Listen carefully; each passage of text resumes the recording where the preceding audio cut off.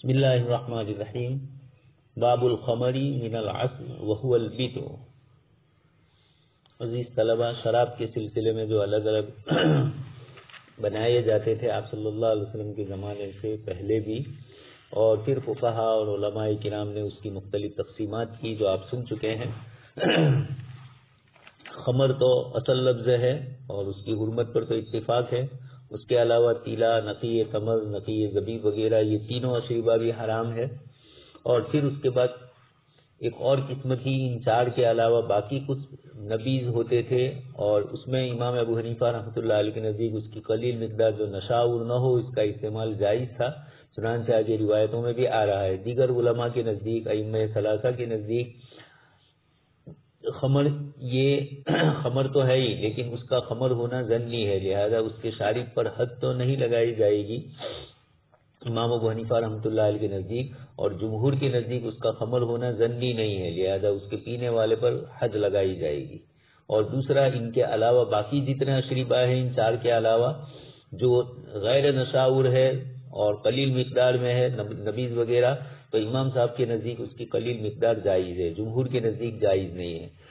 لیکن مختلف روایتوں سے خود آپ صلی اللہ علیہ وسلم کا نبیذ کو استعمال کرنا ثابت ہو رہا ہے، آگے روایتیں آ رہی ہے. الخمر من العسل، جو مختلف قسم کے شراب بنائی جاتی تھی مختلف قسم کی، اسی میں سے ایک شہد کی بھی بنائی جاتی تھی. چنانچہ روایت میں ہے حضرت مالک ابن انس رضی اللہ تعالیٰ عنہ سے سے پوچھا گیا انل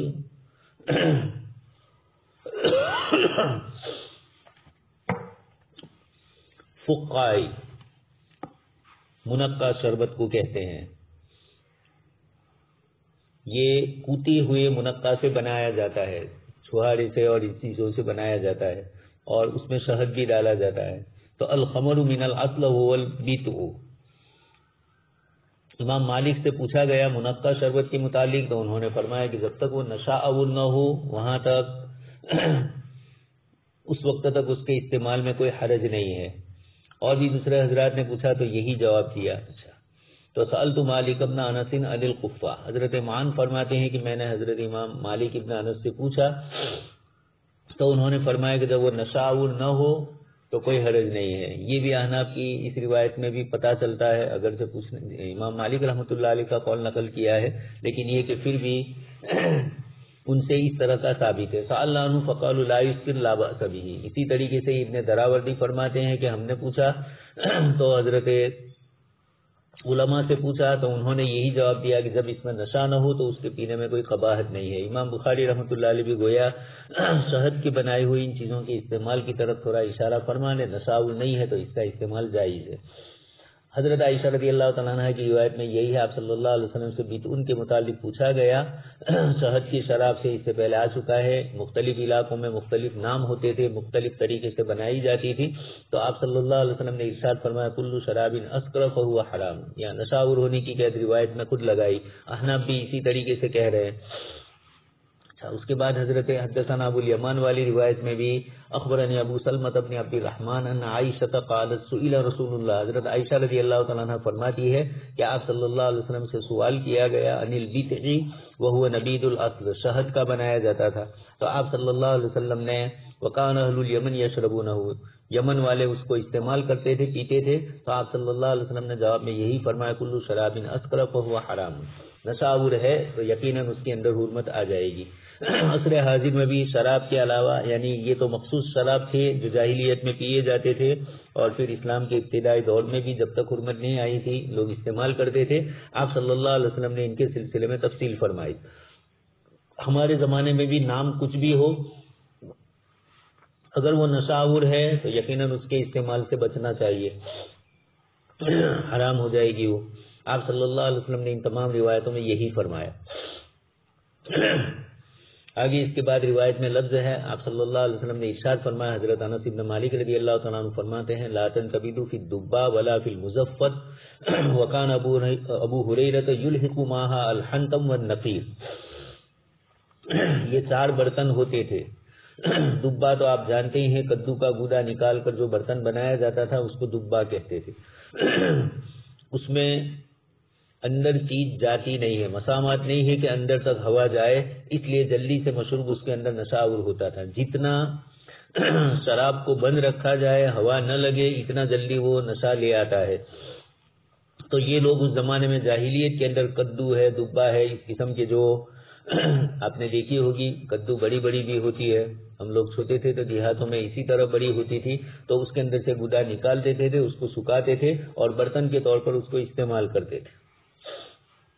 تو کدو، اور پھر اس کے اوپر آگے اس کے بعد اور بھی دوسرے آ رہے ہیں، وہ سب وہی ہے جس کے اندر ہوا اندر نہیں لگتی ہے۔ مزفت، زفت کہا جاتا ہے، تارکول جیسا یعنی ڈامر جیسا کوئی کلر جیسی کوئی چیز آتی ہے، لیکن وہ جہازوں کشتیوں پر ملا جاتا تھا کہ پانی اندر داخل نہ ہو، چکنا بھی ہوتا تھا اور اس کے ساتھ ساتھ وہ اندر کی چیز، باہر کی چیز کو اندر جانے نہیں دیتی تھی۔ جیسا ہمارے یہاں روڈ کے اوپر ڈالا جاتا ہے،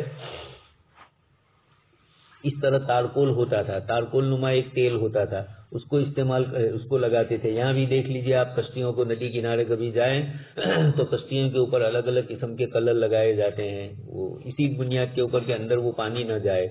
جاہلیت کے اندر شراب کے برتنوں پر بھی اسے ملتے تھے، یہ اسی لیے ملتے تھے کہ جب یہ لگ جاتا تھا تو اندر کی چیز اگر کہیں کچھ ہلکا سا معمولی سی ہوا وہاں سے جا رہی ہے تو یہ تارکول وغیرہ زفت لگا دیا تو اس کی وجہ سے اندر نہیں جاتا تھا۔ تو حاصل یہ ہے کہ ایسے تمام برتن جس کے اندر جلدی سے چیز بگڑ جائے اور شراب بن جائے، اس قسم کے جو برتن ہوتے تھے اس کو عرب لوگ استعمال کرتے تھے، تاکہ پھر جتنا نشہ آور ہو اتنا ہی اس کے پینے میں ان کو مزہ آتا تھا۔ تو آپ صلی اللہ علیہ وسلم نے ان برتنوں کے استعمال سے بھی منع فرمایا، دبا سے بھی اور مظفر سے بھی۔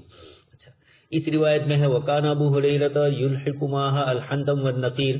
ابن شہاب زہری رحمۃ اللہ علیہ فرماتے ہیں کہ ابو ہریرہ رضی اللہ تعالیٰ عنہ اور دوسرے دو برتن کو بھی ساتھ میں ملاتے تھے، اور یہ دوسری روایتوں سے ثابت ہے، آپ سن چکے ہیں حنتم اور نقیر وغیرہ، ان چاروں برتنوں کے متعلق اس قبیلے والے استعمال کرتے تھے۔ پھر انہوں نے آپ صلی اللہ علیہ وسلم سے پوچھا تو آپ صلی اللہ علیہ وسلم نے منع فرمایا۔ برتن کچھ نہیں ہے، لیکن جاہلیت کے اندر چونکہ یہ برتن شراب ہی کے لیے استعمال ہوتے تھے، اس لیے بعد میں نبیذ کے لیے استعمال کرنے سے بھی آپ صلی اللہ علیہ وسلم نے منع فرمایا کہ کہیں پھر لوگوں کی طبیعتوں میں اس کی طرف آمادگی نہ ہو جائے، یا یہ کہ ایسے برتنوں میں رکھا کہ جس کے اندر جلدی سے وہ نبیذ شکر کی کیفیت اختیار کر لے تو پھر اس کے پینے میں آدمی احتیاط نہ برتے اور پی لے، اس لیے آپ صلی اللہ علیہ وسلم نے منع فرمایا تھا۔ پھر آگے اس کے بعد روایتیں آ رہی ہے، دوسرے برتن سے کچھ نہیں ہے، اصل چیز تو اندر جو ہوتی ہے وہ، لیکن آپ صلی اللہ علیہ وسلم نے شروع میں ان برتنوں سے بھی منع فرمایا۔ حنتم یہ سبز رنگ کا ایک گھڑا ہوتا تھا، شراب کا مٹکا جیسا، اس کو الجرۃ الخضرا بھی روایتوں میں آیا ہے، اور عموماً اس کا یہی معنی ادا ہوتا ہے، سبز قسم کا مٹکا۔ اس کی بھی یہی کیفیت ہوتی تھی کہ یہ بالکل بند ہوتا تھا، اندر ہوا جا نہیں سکتی تھی۔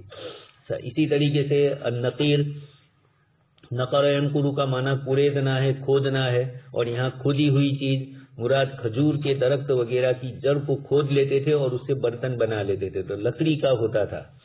یہ چار برتن ہوتے تھے، اس کے اندر عموماً شراب کا استعمال ہوتا تھا۔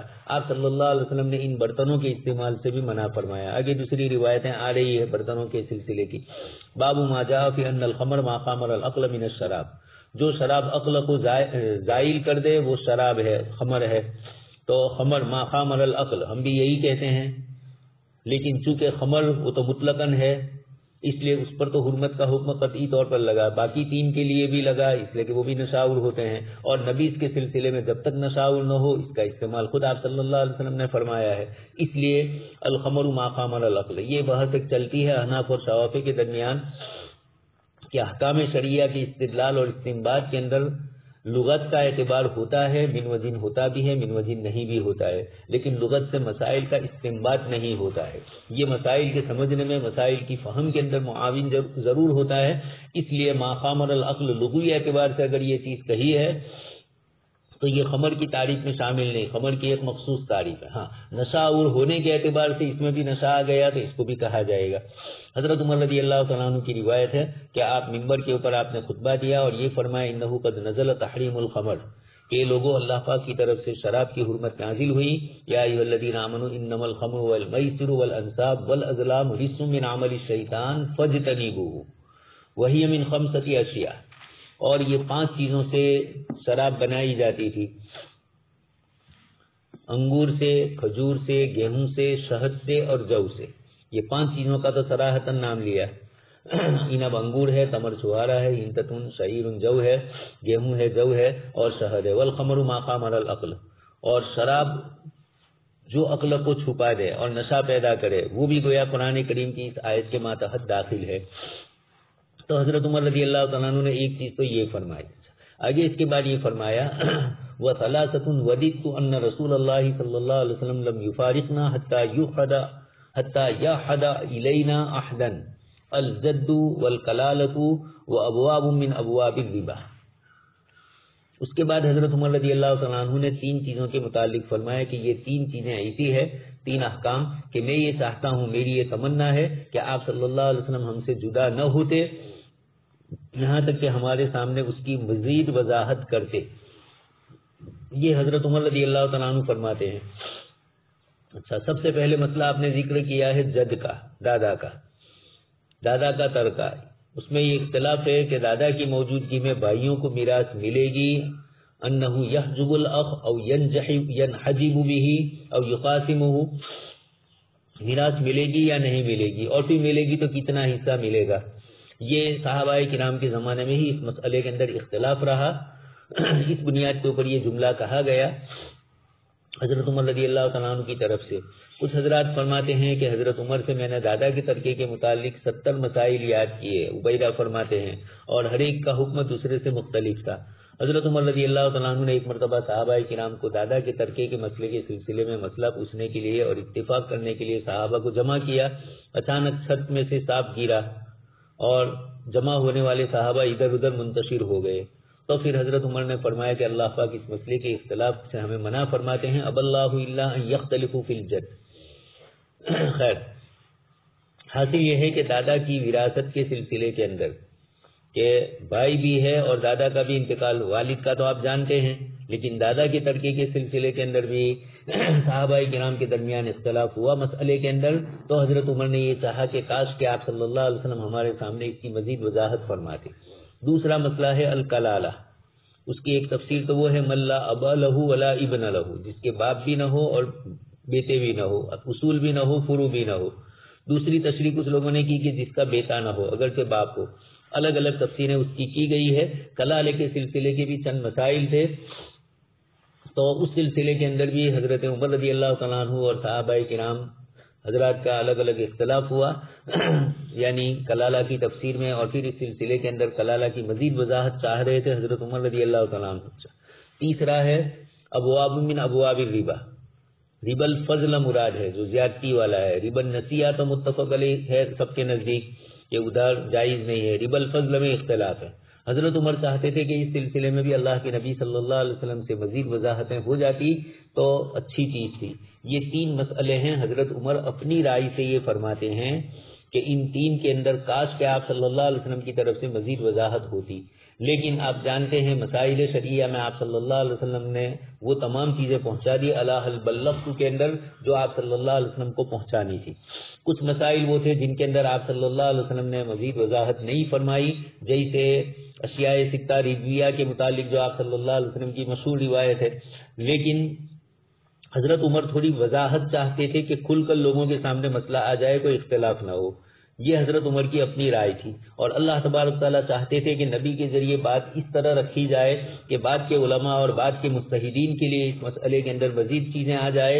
چنانچہ آپ دیکھ ہی رہے ہیں حضرت عمر رضی اللہ تعالیٰ عنہ کے انتقال کے بعد ائمہ اربعہ تشریف لائے اور ان حضرات نے شراب کی انہی اشیاء ستہ کے متعلق ہر ایک نے اپنی طرف سے الگ الگ علتیں نکالی اور الگ الگ احکام نکالے. کچھ میں اتفاق ہے، کچھ کے اندر ائمہ کے الگ الگ اختلاف بھی ہے. ہدایہ کے اندر کتاب الربا کے اندر آپ ربا کا بیان جہاں آیا وہاں شروع میں ہی پورا صفحہ بھرا پڑا ہے. اس کے اندر احناف ثواب مالکیہ حنابلہ کے دلائل بھی ذکر کیے ہیں صاحب ہدایہ نے، ان کی عقلی دلیلیں بھی نقلی دلیلیں بھی ذکر فرمائی. حضرت عمر رضی اللہ تعالیٰ عنہ کا یہ جملہ میں ذرا اس پر وضاحت اس لیے کرنا چاہتا ہوں کہ عصر حاضر میں جو لوگ سود کے جواز کے قائل ہیں ان کی طرف سے اور مستشرقین کی طرف سے حضرت عمر رضی اللہ تعالیٰ عنہ کے اس جملے کو بہت زیادہ اہمیت دی گئی ہے اور یہ کہنا چاہتے ہیں کہ سود کے سلسلے میں اسلام میں وضاحت نہیں ہے. نعوذ باللہ. یہ ابواب من ابواب الربا، جد کے مسئلے میں تو ان کی چونچ نہیں ڈوبی ہوگی، کلالہ کے مسئلے میں بھی، اس لیے کہ وہ دونوں مسائل تو مسلمانوں کے درمیان آپس سے متعلق ہے وراثت کے، لیکن یہ مسئلہ سود کا ایسا ہے کہ دونوں اس میں ملوث ہے، غیر مسلمین بھی مسلمان بھی۔ تو حضرت عمر رضی اللہ تعالیٰ عنہ نے فرمایا کہ آپ صلی اللہ علیہ وسلم اس سلسلے میں تھوڑی اور مزید وضاحت فرماتے، لم یفارقنا حتی یاحد الینا، لیکن جتنی وضاحت ضروری تھی آپ صلی اللہ علیہ وسلم اس کو فرما چکے تھے، اور اللہ تبارک و تعالیٰ کی طرف سے اس مسئلے کے اندر اور مزید حضرات ائمہ مجتہدین کے ذریعے اجتہادات اور استنباط کے ذریعے مسئلہ کھل کر آ گیا، چنانچہ آپ دیکھ رہے ہیں اب کوئی اختلاف نہیں رہا، یعنی اختلاف کا مطلب یہ ہے کہ مسئلے کے اندر کوئی گنجلت پنا نہیں رہا۔ جن جن حضرات نے جو جو دلیلیں پیش کی اور انہوں نے جو جو سود کے لیے اشیاء ستہ میں علتیں تجویز کی، اس کے مطابق انہوں نے مسائل جزیہ کو متفرع کیا، اور الحمدللہ امت کو آج تک سود کے مسئلے کے اندر کہیں کوئی پریشانی لاحق نہیں ہوئی۔ شروع میں جب بینکنگ کا مسئلہ نیا نیا چلا اور علماء کو ابھی بینکنگ کے سلسلے کی معلومات نہیں تھی تو اس وقت تھوڑا توقف کیا گیا، لیکن اس کے بعد اب الحمدللہ تمام مسائل کے سلسلے کے اندر علماء کرام نے سب کچھ ذکر کر دیا۔ اب سود کیا، شیئرز کے مسائل بھی تفصیل سے آ گئے، اور اس کے علاوہ جتنی بھی چیزیں گنجلک سمجھی جاتی ہے یا جن کا حکم لگانے میں مفتیوں کو کبھی پریشانی ہوتی ہے تو حکم کے اعتبار سے پریشانی نہیں ہوتی ہے، صورت مسئلے کے اعتبار سے علماء کو پریشانی ہو سکتی ہے۔ آپ کے سامنے کوئی سوال آئے، آپ اس کی پوری نوعیت نہ سمجھ پاؤ، چاہے تو آپ نہیں سمجھے یا سائل کے سمجھانے کا جس نے آپ سے مسئلہ پوچھا آپ اس سے سود کے متعلق کوئی بات پوچھو اور وہ آپ کو پوری بات نہ بتلا سکے، اس طریقے کا بھی ہوتا ہے۔ جیسے کئی نئے مسائل کے اندر ایسا ہوا، ایک صاحب نے ہمارے سامنے کسی چیز کی وضاحت ایک انداز کی دوسرے لوگ آئے انہوں نے دوسرے انداز کی، پھر اس کے بعد عام معاشرے کے اندر اس کا معمول کیا بنتا گیا اور کس طریقے سے یہ بے یا یہ کاروبار چلا اس کو بھی دیکھا جاتا ہے۔ تو الفاظ کو ہی نہیں دیکھا جاتا ہے، لیکن پھر بھی وضاحت کے اعتبار سے کچھ چیزوں کی وضاحت کرنی ہوتی ہے کہ بھئی یہ کاروبار آپ کر رہے ہیں تو اس میں کس طریقے سے بائع کا معاملہ ہوگا، مشتری کا کیسے ہوگا، سود کا معاملہ بولا جاتا ہے تو سود کی کیا نوعیت، کس کیفیت سے سود آتا ہے، اس میں یہ تو جاننا ضروری ہے۔ اور اب جب سود کے متعلق علماء نے اصول اور ضابطے متعین کر دیے تو حضرت عمر رضی اللہ تعالیٰ عنہ تو آپس کے جو صحابہ کرام کے درمیان مسائل تھے اس سلسلے میں چاہتے تھے، لیکن حضرت عمر رضی اللہ تعالیٰ عنہ کے اس فرمانے کا نعوذ باللہ دین میں نقص اور عیب لگانا نہیں تھا، تصور ہی نہیں ہو سکتا ہے۔ الیوم اکملت لکم پر جنہوں نے کہا کہ ہمیں خوب معلوم ہے کہ وہ ہمارے لیے عید ہی کا دن ہے، عید ہی کا دن تھا، عرفہ کا جمعہ کا دن تھا، عصر کے بعد کا وقت تھا، بڑا برکت والا۔ آپ صلی اللہ علیہ وسلم پر جب الیوم اکملت نازل ہوئی تو الیوم اکملت کے ذریعے اللہ پاک نے بتلا دیا کہ دین مکمل ہو چکا ہے، کوئی چیز مخفی نہیں رہی، اور کچھ چیزوں کو اسی طریقے سے چھوڑا گیا تاکہ بعد کے امت کے ائمہ مجتہدین ان مسائل کے اندر غور و فکر کرے اور کوئی ایک لائحہ عمل متعین کرے عوام کے لیے۔ حضرت عمر رضی اللہ تعالیٰ عنہ کو اپنے بات پتہ نہیں تھا کہ اللہ پاک ایسی صلاحیت کے افراد پیدا کریں گے جو امت کے درمیان انہی روایتوں کی روشنی کے اندر کسی نے قدر مال جنس مراد لیا، کسی نے احتیاط اور ادخار مراد لیا، الگ الگ اعتبار سے جو علتیں ذکر فرمائی، اور سود کے مسئلے کو اب کوئی کسی قسم کا گنجلک پنا باقی نہیں رہا۔ نفسی روایتوں کے اعتبار سے آپ صلی اللہ علیہ وسلم نے جو چیزیں ذکر کی تھی، حضرت عمر رضی اللہ تعالیٰ عنہ چاہتے تھے کہ الگ الگ کچھ چیزیں اور بھی چلتی ہیں اس کو بھی آپ صلی اللہ علیہ وسلم متعین فرما دیتے، لیکن ائمہ اربعہ نے جو اس کی علتیں تجویز کی اور اس کی روشنی کے اندر ان حضرات نے ایسے اصول اور ضابطے متعین کر دیے کہ ہر دبستان مسلک کے اندر کوئی پریشانی نہیں رہی، اختلاف آپس کے رہے الگ الگ، کسی نے 4 چیزوں کو کھانے کی دیکھی اور دوسری 2 چیزوں کو دیکھا وزن والی، تو 2 وزن والی دیکھی 2 کیل والی دیکھی، تو احناف نے یہ کہا کہ کمی بیشی تو کیل اور وزن میں ہی ہوتی ہے، اس لیے ہم نے قدر مال جنس مراد لیا کیل بھی اور وزن بھی۔ کچھ حضرات نے دیکھا کہ یہ کھانے پینے کی چیزیں ہیں اور ذخیرہ کیا جاتا ہے تو اختیار قوت کے معنی میں روزی کے معنی میں بھی لیا، اور ادخار ذخیرہ سونے چاندی کا ذخیرہ ہوتا ہے، اور ان کا اختیار 4 چیزوں کو تو ہر ایک نے الگ الگ اعتبارات سے دیکھا، اس اعتبار سے انہوں نے حکم لگائے، لیکن اب کوئی مخفی چیز نہیں رہی۔ اس لیے حضرت عمر رضی اللہ تعالیٰ عنہ یہاں پر صرف اتنا چاہتے تھے کہ احکام تھوڑے تفصیل سے ہوتے، لیکن اللہ کی نبی صلی اللہ علیہ وسلم نے تفصیل نہیں فرمائی امت پر آسانی کرنے کے لیے، اس لیے کہ حضور اگر خط نسخ کھینچ دیتے کسی چیز پر تو بعد میں امت کے لیے کبھی بھی اس میں اجتہاد کی گنجائش نہیں ہوتی۔ خیر آگے اس کے بعد کہا جاتا ہے روایت کے راوی حضرت عمر رضی اللہ تعالیٰ عنہ نے جو ذکر فرمایا ممبر کے اوپر، پھر آپ نے یہ بھی فرمایا، اچھا قال قلت یا ابا عمرو فشیء یصنع بالسند من الرز.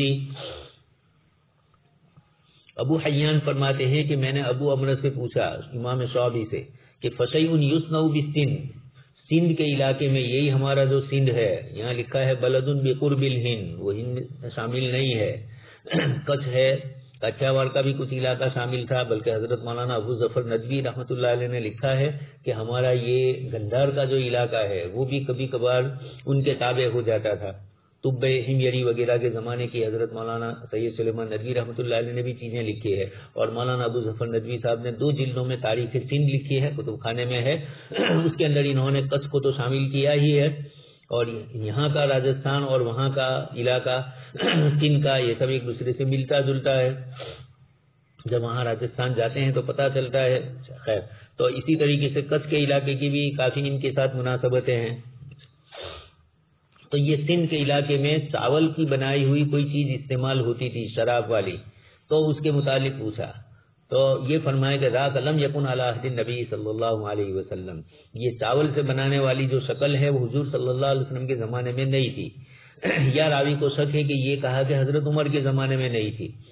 وقال حجاج عن حماد عن ابی حیان مکان العنب الزبیب. دوسرا فرق روایت میں یہ ہے کہ یہاں انگور کا لفظ ہے، اور ابو حیان والی روایت میں جو نقل کیا گیا اس میں زبیب بھی ہے.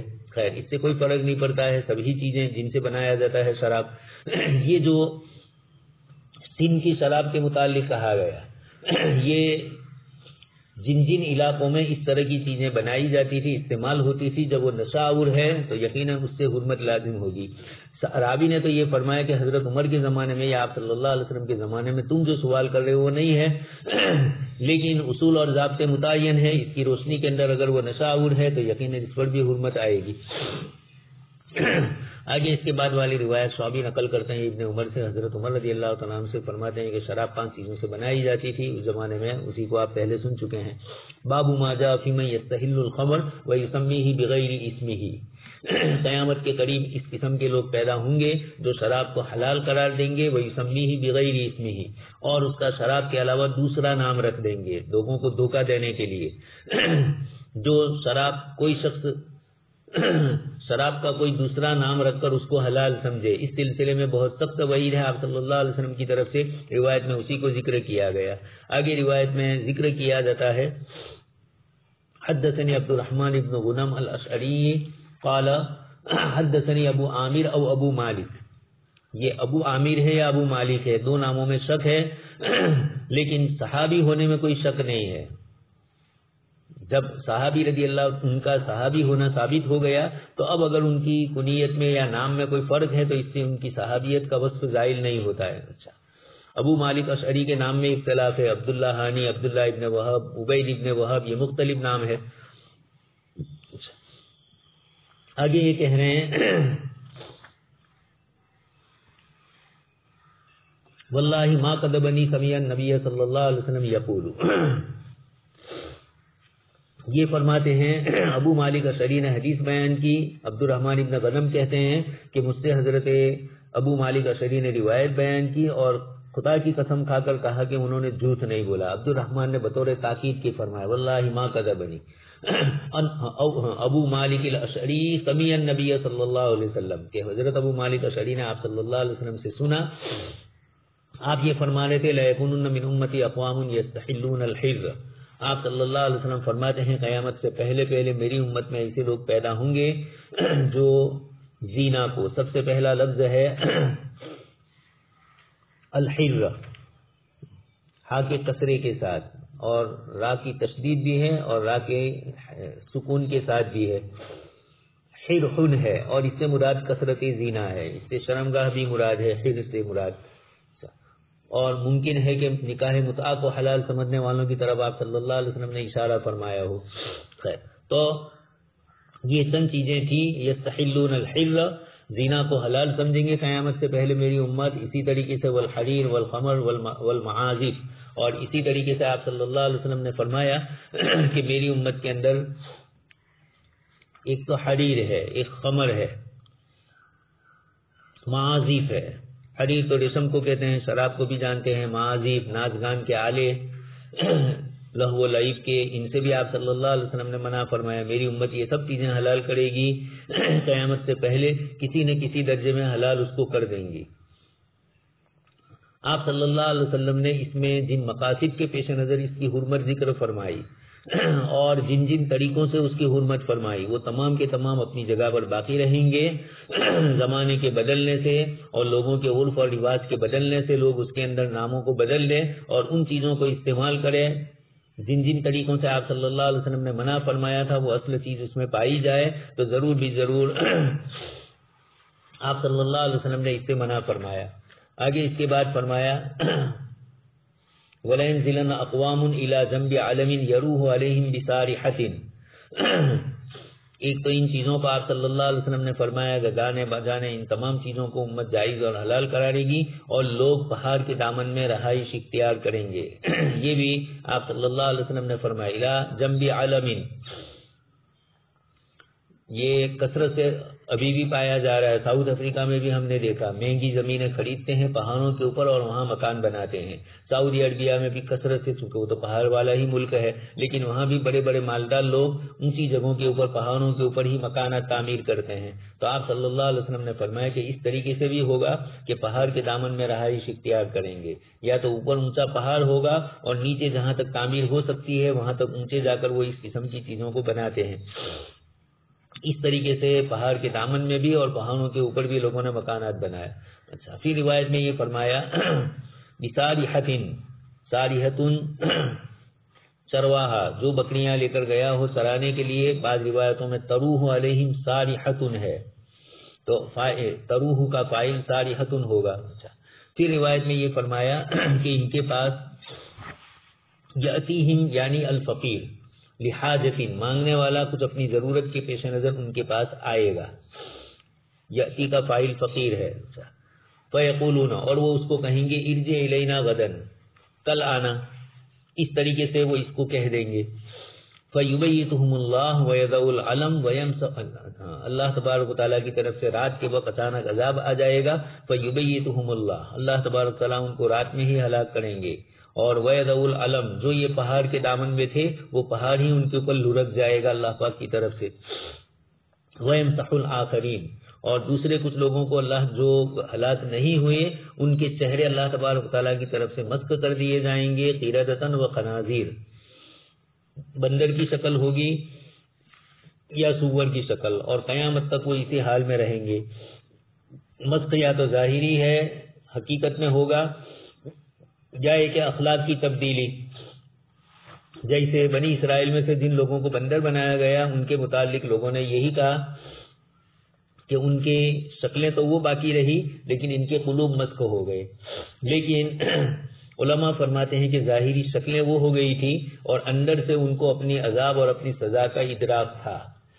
لِمَ تَعِدُونَ قَوْمًا اللَّهُ مُهْلِكُهُمْ، یہ جو ذکر کیا گیا وَاسْأَلْهُمْ عَنِ الْقَرْيَةِ الَّتِي كَانَتْ حَاضِرَةَ الْبَحْرِ إِذْ يَعْدُونَ فِي السَّبْتِ والی آیت کریمہ میں رکوع کے اندر، تو علماء یہ فرماتے ہیں کہ ان کے چہرے تو چاہے مسخ ہو چکے تھے لیکن ان کا جو دل اور سوچ کی صلاحیت تھی وہ انسانی ہی تھی. اس لیے کہ آدمی کو عذاب ہو اور اس کا ادراک ہی نہ ہو تو یہ عذاب کیا ہوا. اس لیے یہی کہا گیا. چنانچہ جب ان لوگوں نے کہا بھی کہ ہم نے تم کو کئی مرتبہ روکا سنیچر کے اس عمل سے مچھلی والا، لیکن تم نے ہماری بات نہیں مانی، تو ہم نے تمہیں کہا تھا یا نہیں، تو سر ہلا رہے تھے. اور یہ کہہ رہے کہ تم نے ہماری نہیں سنی تو اس پر بھی سر ہلا رہے تھے. چاہے چہرے ان کے بندر جیسے ہو گئے تھے کونوا قردۃ خاسئین، لیکن ان کا ادراک اور ان کا احساس اللہ پاک نے باقی رکھا تھا. اسی لیے تو ہم کہتے ہیں آواگمن میں ان جنم کے اندر اور دوسرے جنم کے اندر دوسری کوئی شکل اختیار کرنا، پہلے جنم میں کچھ تھا دوسرے جنم میں کچھ بن کر آیا. یہ جو ہمارے غیر مسلم بھائیوں کا عقیدہ ہے اس میں ہم یہی کہتے ہیں کہ اس کو پتہ ہی نہیں ہے کہ میں اگلے جنم میں کیا تھا، تو اس کو سزا ہی کیا ہوئی. جس کو ادراک ہی نہ ہو اپنے پہلے والے، ایک شخص مالدار تھا پھر غریب ہو گیا تو اس کو احساس زیادہ ہوتا ہے غربت کا. ایک شخص صاحب ترفع ہے اور پھر اس کے بعد بیمار ہوا، تندرست ہے مضبوط ہے اور پھر بیمار ہوا تو اس کو احساس ہوتا ہے تندرستی کا. جس کو کوئی احساس ہی نہ ہو یہ سزا کیا ہوئی ہے. تو آپ صلی اللہ علیہ وسلم نے یہاں پر یہ اصل فرمانا چاہا کہ میری امت اس طریقے کی چیزیں میں پڑ جائے گی اور ریشم کے کپڑے وغیرہ استعمال کرے گی، ناچ گان کو جائز قرار دے گی، شراب کی مجلسیں محفلیں لگے گی، اپنی بلند بلند عمارتیں تعمیر کریں گے، یہ سب کی سب ان کو دیکھ کر غریب لوگ بیچارے اپنی حاجت ضرورتیں لے کر ان کے پاس جائیں گے۔ اللہ کی نعمتوں کی فراوانی کے باوجود یہ لوگ اپنے بخل کی بنیاد پر یہ کہہ دیں گے کہ کل آؤ، اور اللہ تبارک تعالیٰ کی طرف سے ان کو عذاب میں مبتلا کر دیا جائے گا۔ یہ اللہ تبارک تعالیٰ کی طرف سے قیامت سے پہلے ہونے والا ہے۔ رات دن اس قسم کی چیزیں ہوتی ہی رہتی ہے، ہم دیکھتے ہی رہتے ہیں، کچھ نہ کچھ اللہ پاک کی طرف سے حالات آتے ہی رہتے ہیں۔ تو اللہ پاک نے ان نعمتوں سے نوازا، لیکن وہ اللہ کے بندوں کو دے نہیں رہے ہیں، مختلف قسم کے گناہوں میں وہ شریک ہے، تو اللہ تبارک و تعالیٰ کی طرف سے یہ چیزیں آئے گی۔ یستحل الخمر، یہ جو جملہ آیا یہ ایک تو چیز ہوئی، دوسرا جملہ ہے وَيُسَمِّهِ بِغَيْرِ اسْمِهِ، شراب کا نام بدل کر۔ تو یہ بھی روایت میں آیا ہے کہ آپ صلی اللہ علیہ وسلم نے ارشاد فرمایا کہ میری قوم میری امت شراب کا نام بدل دے گی۔ اس روایت میں بھی ہے، یہاں تو وَيُسَمِّهِ بِغَيْرِ اسْمِهِ صراحتاً روایت میں نہیں ہے، امام بخاری رحمۃ اللہ علیہ نے ترجمہ قائم کیا، لیکن دوسری روایتوں میں ہے جس کے اندر یہ فرمایا گیا ہے، صاف عبارتیں ہیں، لَا يَشْرِبَنَّ نَاسٌ مِّنْ أُمَّتِي الْخَمْرَ يُسَمُّونَهَا بِغَيْرِ اسْمِهَا۔ اسی طریقے سے حضرت عائشہ رضی اللہ تعالیٰ عنہ کی روایت میں بھی ہے، ان ناسا من امتی یشربون الخمر ویسمونها بغیر اسمها۔ تو امام اور من امتی کا لفظ فرمایا، مسلمان ہوں گے، اور مسلمان ہوتے ہوئے اگر شراب کا مستحل ہوتا ہے یعنی حلال سمجھنے والا، تو تعویل کی بنیاد کے اوپر اس کو حلال سمجھے ہیں، اس بنیاد پر اس کو مسلمان سمجھا، ورنہ اگر مستقل حرام چیز کو حلال سمجھے تو یقینی بات ہے کہ کافر ہو جاتا ہے۔ اچھا، اسی طرح شراب اور نشاور چیزوں کو نام دوسرا دے دیں، جیسے تاری ہے اور نیرا جیسے ہمارے یہاں آتا ہے، جب وہ بگڑ جائے اور اس کے اندر کیفیت نشہ والی ہو جائے تو اس کا استعمال جائز نہیں ہوگا، لوگ یہ کہیں کہ یہ تو تاری ہے۔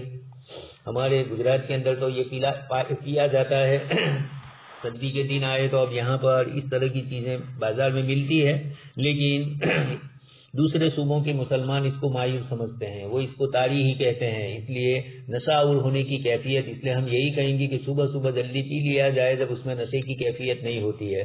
2-3 گھنٹے کے بعد جب آدمی اس کو پیتا ہے، بگڑ جاتا ہے اور اس میں نشے کی کیفیت ہو جاتی ہے تو اب احتیاط برتا جائے، ورنہ ہم بھی یستحلون الخمر کے مصداق نہ بن جائیں۔ اس لیے یستحلون الحر والحریر، ریشم بھی، اور حر تو زینا کا لفظ آ ہی چکا ہے، قمر والمعازف، یہ ساری چیزیں امت میں آ چکی ہے۔ باب الانتباز فی الاوعیتی والطوری، یہ بھی امام بخاری رحمۃ اللہ علیہ جو برتن استعمال ہوتے تھے آپ صلی اللہ علیہ وسلم کے زمانے میں نبیذ کے لیے، اس میں چھہارا ڈال دیا جاتا تھا، کشمش ڈال دی جاتی تھی، اور پھر آپ صلی اللہ علیہ وسلم اس کو استعمال فرماتے تھے، لیکن وہ کیفیت قوت والی ہوتی تھی، نشے والی کیفیتیں نہیں ہیں۔ حضرت سمیت سہلا یقول اتا ابو اسید الساعری فدعا رسول اللہ صلی اللہ علیہ وسلم فی عرسہ، یہ کہا جا رہا ہے حضرت ابو سید مالک ابن ربیعہ نے آپ صلی اللہ علیہ وسلم کے پاس آ کر ولیمے کی دعوت دی، تو آپ صلی اللہ علیہ وسلم ان کے ساتھ پہنچے، فکانت امراتہ خادمہم، روایت سن چکے ہیں آپ، ان کی اہلیہ محترمہ ہی ان کی خادمہ تھی، وہی العروس، ابھی وہ نئی نئی دلہن تھی، لیکن کام کاج کرنے کی عادت تھی، تو شرم و حیا تو اپنی جگہ پر ہوتی ہے، لیکن گھر کا کام کاج وغیرہ عورتوں کو، بہوؤں کو دوسرے دن صبح سے لگ ہی جانا چاہیے، ورنہ ساس کو یہی ہوگا کہ اپنے باپ کے گھر کچھ کرتی ہی نہیں ہوگی، اس طرح کے مسائل ہے۔ تو آج کل سماجی زندگی میں یہ چیزیں بھی آتی ہے، الگ جگہ پر رہتے ہیں، وہاں سے سو کر آتے ہیں 9 بجے 10 بجے، اور پھر دوسیوں کو گھر میں دوسرے کام کاج ہوتے ہیں، یہ چائے آرام سے پینے کے لیے آتے ہیں، اس طرح کی جو عادتیں اور طبیعتیں ہیں اس کو تھوڑی بدلنا چاہیے، اسی سے کرواہٹیں پیدا ہوتی ہے۔ اور جو لڑکی پہلے ہی دن سے کام کاج میں لگ جاتی ہے تو گھر والے جانتے ہیں کہ یہ چست ہے، تندرست ہے، بیمار نہیں ہے۔ اتدرون ما سقط رسول اللہ، پھر وہ پوچھتے ہیں کہ تمہیں معلوم ہے کہ اس عورت نے آپ صلی اللہ علیہ وسلم کو جو شربت پلایا وہ کیا تھا؟ انہوں نے رات کو تھوڑی کھجور ایک پیالے میں رکھ دی تھی، تورن بڑے برتن میں ڈال دیا تھا، اور پھر صبح میں آپ صلی اللہ علیہ وسلم جب گئے ان کے یہاں دعوت میں تو آپ صلی اللہ علیہ وسلم کو انہوں نے یہ پلایا، تو ولیمے کی دعوت بھی کی اور شربت بھی پلایا۔ تو ان برتنوں میں نبیذ بنانے کا مسئلہ امام بخاری ذکر کرتے ہیں۔ طور لکڑی کا برتن ہوتا تھا عمومی طور پر، کچھ لوگوں نے پتھر کا بھی کہا، لیکن آپ صلی اللہ علیہ وسلم کے لیے جو تھا وہ پتھر ہی کا کچھ حضرات فرماتے ہیں۔ لکڑی کا بھی ہوتا ہے، تانبے کا بھی، پتھر کا بھی ہوتا ہے۔ اس زمانے میں مختلف قسم کے پیالے ہوتے تھے، پرانے زمانوں کو کبھی میوزیم میں جا کر دیکھو تو اس سے روایتیں بھی سمجھ میں آتی ہے۔ اس باب کے ماتحت روایت ذکر کی امام بخاری رحمۃ اللہ علیہ نے وہ کتاب النکاح میں بھی آپ سن چکے ہیں۔ یہ عورت خادمہم وہی عروسہم، وہی خادمہ تھی اور حالانکہ وہ شادی شدہ تھی، ابھی نئی نئی دلہن تھی۔ اتدرون ما سقط، پھر اس کے بعد یہ بھی فرمایا ترخیص النبی صلی اللہ علیہ وسلم فی الاوعیۃ والظروف بعد النہی۔ آپ صلی اللہ علیہ وسلم نے پہلے برتنوں کو استعمال کرنے سے منع کیا، اس کے بعد آپ کی طرف سے اجازت ملی۔ شروع میں اسی لیے روکا تھا کہ برتنوں سے بھی وہ چیز یاد آتی ہے۔ ایک صاحب شراب سگریٹ پینے کے عادی تھے، باہر سے آئے تھے اور یہاں بیٹھے تھے، اچانک ادھر اسی اس وقت یہاں پرانی ادھر جو تھا کھانا پکانے کا، وہاں سے کچھ دھواں جیسا اٹھا، تو وہ پوچھ رہے ہیں کہ مولانا وہ کیا جل رہا ہے؟ میں نے کہا کچھ بھی نہیں جل رہا ہے۔ تو کہا وہاں دھواں ہو رہا ہے۔ میں نے کہا وہ دھواں آپ کی نظر میں ہے، وہاں تو کوئی دھواں نہیں ہے۔ تو وہ سمجھ گئے کہ یہ کیا کہنا چاہ رہے ہیں۔ میں نے کہا وہ کئی دن سے آپ نے سگریٹ نہیں پی ہے، اس لیے دھواں دیکھ کر آپ کو وہ یاد آئی۔ تو کہا حقیقت میں ایسا ہی ہوا ہے۔ تو جو لوگ برسوں سے کسی چیز کے استعمال کے عادی ہوتے ہیں، پھر کسی چیز میں اس طریقے سے ان سے ہو جاتا ہے، تو برتنوں سے بھی رکاوٹ پہلے آپ صلی اللہ علیہ وسلم نے ڈالی، اور پھر جب صحابہ کرام کے دل میں ان شراب وغیرہ کی چیزوں سے دوری پیدا ہو گئی تو پھر آپ نے فرمایا کہ ان برتنوں کا استعمال جائز ہے۔ اس سے معلوم ہوا سد ذرائع، جو چیز کسی گناہ تک پہنچانے کا ذریعہ ہو، خود حلال ہو لیکن گناہ تک پہنچانے کا ذریعہ بن رہی ہے، اس کو اصول فقہ میں سد ذرائع کہا جاتا ہے۔ فتح الذریعہ بھی ہے، مسجد تک پہنچنے سے راستے کے اندر ثواب مل رہا ہے، نماز سے پہلے مسجد میں بیٹھ گئے تو ثواب ملتا ہے، اس لیے کہ یہ نماز تک پہنچانے کا ذریعہ بن رہے ہیں، خشوع اور خضوع کی کیفیتوں کے لیے معاون بن رہے ہیں۔ تو اس طریقے سے یہ بھی تو باب ترخیص النبی صلی اللہ علیہ وسلم، آپ صلی اللہ علیہ وسلم کا اجازت دینا برتنوں میں اور ظروف میں، بعد النہی پہلے منع فرمایا تھا۔ چنانچہ فرماتے ہیں نہا رسول اللہ صلی اللہ علیہ وسلم عن الظروفی، صحابہ کرام فرماتے ہیں کہ آپ صلی اللہ علیہ وسلم نے برتنوں میں نبیذ بھگونے سے پہلے منع فرمایا۔ تو فقالت الانصار، آپ صلی اللہ علیہ وسلم سے انصار نے دریافت کیا انہ لا بد لنا منها، ہمارے لیے تو یہ برتن، ہمارے پاس اور دوسرے برتن ہے نہیں، انہی برتنوں میں پہلے ہم شراب بھی استعمال کرتے تھے، سادگی والی زندگی تھی، گھر میں کوئی برتن ہماری طرح شو کے نہیں ہوتے تھے لمبے چوڑے، تو اس لیے فرمایا کہ کچھ برتن گھر میں ہوتے تھے اور ان کا استعمال کبھی شراب کے لیے بھی کر لیا۔ اب اگر آپ ان تمام برتنوں سے کسی اور دوسری حلال چیز کے استعمال کے لیے اگر ہمیں روک دیتے ہیں تو نبیذ وغیرہ بنانے سے، تو ہمارے پاس تو کوئی ہے ہی نہیں، تو فلا ایذن، پھر آپ صلی اللہ علیہ وسلم نے اجازت دی کہ جب تمہارا معاملہ ایسا ہے تو فلا نہی عنہا، اب تمہیں نہیں روکا جا رہا ہے۔ تو یہ آپ صلی اللہ علیہ وسلم نے صحابہ کرام کو اجازت دی، اس روایت سے پتہ چلتا ہے۔ اسی روایت میں آگے ہے وقال فیہ لما نہى النبی صلی اللہ علیہ وسلم عن الاوعیۃ، جب آپ صلی اللہ علیہ وسلم نے چند برتنوں میں نبیذ بھگونے سے منع فرمایا تو صحابہ نے فرمایا کہ اللہ کے رسول ہماری ضرورت ہے۔ آگے والی روایت بھی یہی ہے، قیل للنبی صلی اللہ علیہ وسلم لیس کل ناس یزید سقاء، ہر ایک کے پاس تو برتن اتنے زیادہ گھر میں نہیں ہوتے ہیں، یا ہر کسی کو مشق نہیں ملتی ہے، ہمارے یہاں گجراتی میں بھی مسق بولتے ہیں، مٹکے کی ہوتی ہے، چمڑے کی ہوتی ہے، پہلے مٹکے کی ہوتی تھی، ہم لوگ چھوٹے تھے تب دیہات میں لے جاتے تھے کھیتی کرنے والے کھیت میں، اس کا پانی ٹھنڈا ہوتا ہے۔ اسی طریقے سے آج کل چمڑے کا، اس زمانے میں چمڑے کا استعمال ہوتا تھا، آج کل اچھی شکل میں دوسری چیزیں آ گئی، کولر وغیرہ۔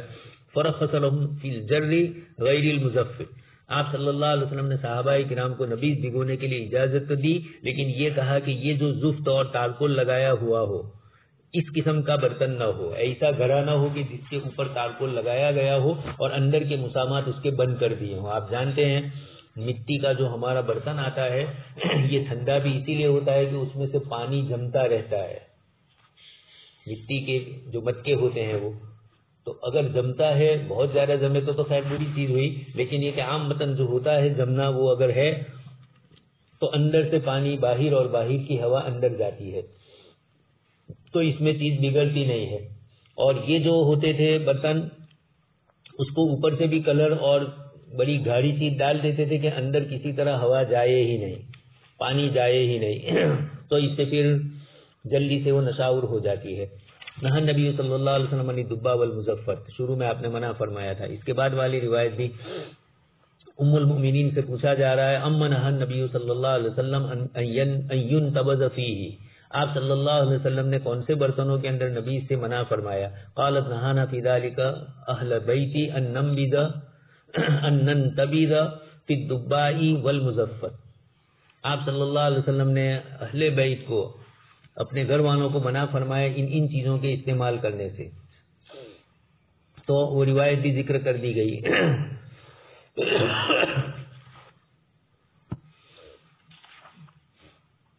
آگے والی روایت حضرت عبداللہ ابن عمر کی، لما نہى النبی صلی اللہ علیہ وسلم عن الاسقیۃ قیل للنبی صلی اللہ علیہ وسلم لیس کل الناس یجد سقاء فرخص لهم فی الجر غیر المزفت. آگے اس کے بعد والی حضرت عائشہ والی، حضرت علی والی روایت، نہى النبی صلی اللہ علیہ وسلم عن الدباء والمزفت. اس کے بعد والی روایت بھی عامش والی. اس کے بعد حضرت ام المؤمنین کی روایت یہ آ رہی ہے، اما یکرہ ان ینتبذ فیہ، کون کون سی چیزیں مکروہ ہے جن میں نبیذ ڈالا جائے؟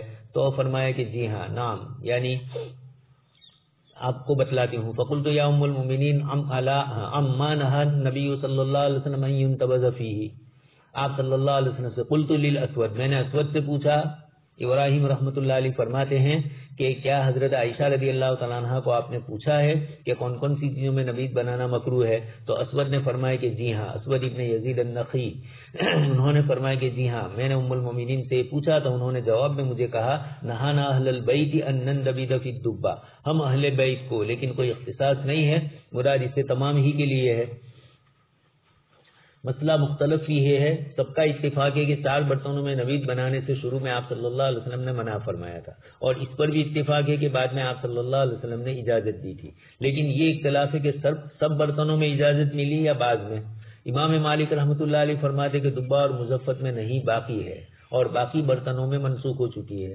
پھر اس کے متعلق امام مالک سے 2 قول ہے، ایک تحریم کا، دوسرے کراہت کا. راجح قول ان کے یہاں کراہت والا ہے، اوجز میں اسی کو انہوں نے ذکر کیا ہے. امام شافعی رحمۃ اللہ علیہ بھی اس میں نبیذ بنانے کو مکروہ کہتے ہیں، امام احمد بھی مکروہ کہتے ہیں. حنفیہ نے کہا کہ آپ صلی اللہ علیہ وسلم نے رخصت عام دی ہے، اس لیے کہ ان برتنوں میں آپ نے مطلق، صحابہ نے سوال کیا اور آپ صلی اللہ علیہ وسلم نے، چونکہ علت سب کی ایک ہی تھی، نبیذ بنانے سے جن برتنوں میں منع فرمایا وہ برتن وہ تھے جن میں اندر مسامات کے اندر پانی نہیں جاتا تھا، ہوا نہیں جاتی تھی، اس کی بنیاد کے اوپر وہ جلدی سے بگڑ جاتے تھے، منع فرمایا. اور جاہلیت میں لوگ انہی برتنوں کو عمومی طور پر شراب کے لیے استعمال کرتے تھے. تو حنفیہ یہ کہتے ہیں کہ روایت میں جب اجازت پہلے منع کیا تھا، اب اس کے بعد جب ممنوعیت منسوخ ہوئی تو سب کے لیے منسوخ ہوئی. امام مالک رحمۃ اللہ علیہ وغیرہ احادیث کی باب سے استدلال کرتے ہیں، جیسا بھی ابو ہریرہ کی روایت گزری، مزفت کی رخصت نہیں ہے. ابھی آئی اگلی روایت، اور جو مزفت اور دبا کی ممانعت ہے، اس کا مطلب ہی یہ ہے کہ یہ دونوں تو منع ہے. حنفیہ کہتے ہیں پہلی روایت کی بنیاد پر استدلال کرتے ہیں ہم لوگ کہ کنت نہیتکم عن الاشربۃ فی ظروف العدم، آپ صلی اللہ علیہ وسلم نے فرمایا میں نے چماؤں کے مشکینوں میں تمہیں پینے سے منع کیا، فاشربوا. اب اس کے بعد آپ صلی اللہ علیہ وسلم نے اجازت دی ہر برتن کے اندر، مگر یہ کہ تم نشہ اور چیز استعمال نہ کرو.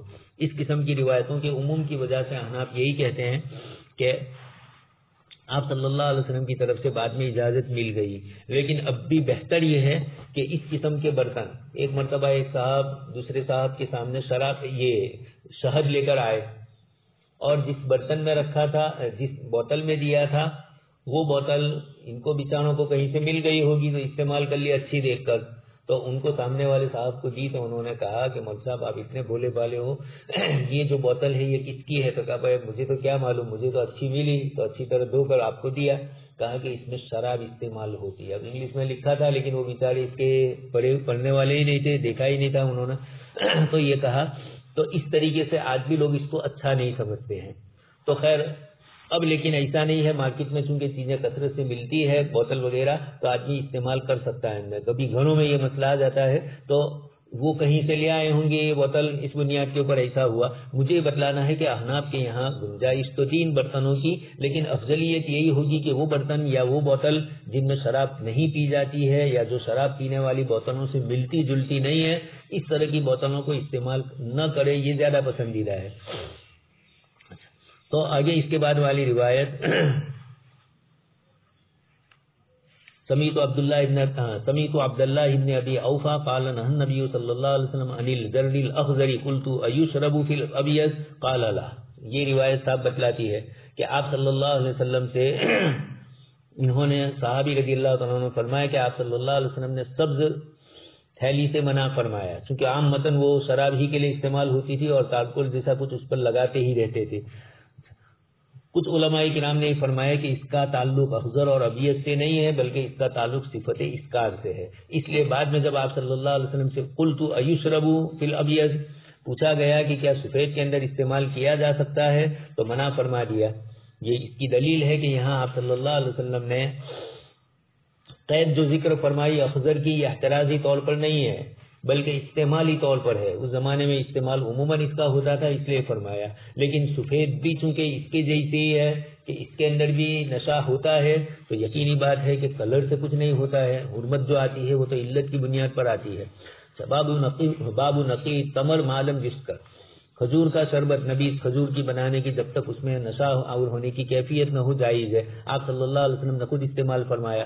کانت امراتہ خادمہ، اگلی روایت جو آ گئی اسی میں، ان قات لہ تمرات من اللیل فی طور۔ احناف یہی کہتے ہیں کہ اس قسم کے نبیذ جو نشہ آور نہیں ہے، آپ صلی اللہ علیہ وسلم نے خود ان کو استعمال فرمایا۔ اس بنیاد کے اوپر ہمارے یہاں بھی اگر اسکار پیدا نہیں ہوا تو اس کے استعمال میں کوئی حرج نہیں ہے۔ آگے باب البازق ومن نہا عن کل مسکر من الاشربۃ، مختلف قسم کی چیزیں استعمال ہوتی تھی، ان میں یہ فرمایا گیا البازق شراب کی ایک قسم ہے، آگے آ رہا ہے اس سلسلے میں ومن نہا عن کل مسکر من الاشربۃ، اور جنہوں نے منع کیا ہر نشہ اور چیز کے استعمال کرنے سے، پینے سے۔ تو آپ صلی اللہ علیہ وسلم کے زمانے میں الگ الگ چیزیں ہوتی تھی، یہ شراب ہی کی ایک قسم ہے۔ بازق بھی، بازق کچھ لوگوں نے استعمال کیا اور کچھ نے بازق کہا۔ یہ بازہ لفظ ہے فارسی میں، اسی سے عربی معرب بنا کر اس کو بازق بنایا گیا، شراب کو کہتے ہیں۔ آپ صلی اللہ علیہ وسلم سے پوچھا گیا، آگے روایتیں آ رہی ہے، وَرَوَا عُمَرُ وَأَبُو بَيْدَةَ وَمُعَاذٌ شُرْبَ الطِّلَاءَ عَلَى الثُّلُثِ۔ حضرت عمر، حضرت ابو بیدہ اور حضرت معاذ، ان تینوں حضرات نے یہ فرمایا کہ اگر شراب پک کر ایک تہائی رہ جائے تو ایسا تیلا، کھجور وغیرہ کا اس طریقے سے بنایا جائے، ایسا نبیذ، اور وہ ایک تہائی رہ جائے تو اس کا استعمال جائز ہے۔ اسی طرح آگے روایت آ رہی ہے شریب البراء و ابو جحیفہ علی النصف، حضرت براء ابن عازب اور حضرت ابو جحیفہ رضی اللہ تعالیٰ عنہ، ان دونوں نے پک کر آدھا رہ جائے اس کھجور کے تیلا کو بھی انہوں نے استعمال فرمایا۔ یہ دونوں روایتیں بتلاتی ہے کہ جب تک نبیذ کے اندر نشہ آور ہونے کی کیفیت نہ ہو وہاں تک آپ استعمال کر سکتے ہیں، لیکن عموماً آپ جانتے ہیں کہ 1-2 گھنٹے کے بعد آپ پیئیں گے تو ابھی زیادہ پانی اس کے اندر سرایت نہیں کیا ہوا ہے، پانی کے اندر اس کا شیرہ سرایت نہیں کیا ہوا ہوتا ہے، اس لیے اتنا میٹھا اور اچھا نہیں لگتا ہے۔ جتنا زیادہ وقت گزرتا ہے اتنا زیادہ وہ میٹھا اور اچھا ہوتا ہے۔ کھجور ہے، کشمش ہے، کھاریک ہے، چھوہارے، اس طرح کی جو چیزیں ہوتی ہے اس کو پانی میں ڈال دی جاتی ہے اور پھر اس کو پیا جاتا ہے۔ انجیر کو بھی پانی میں ڈال دیا جاتا ہے اور پھر اس کو پیا جاتا ہے، لیکن خیر انجیر میں نشہ آور ہونے کی کیفیت شاید بہت بعد میں پیدا ہو، خشک اگر ہے تو، اور اگر گیلا ہے تو ہو سکتا ہے اس کے اندر بھی نشہ آور ہونے کی کیفیت ہو جائے۔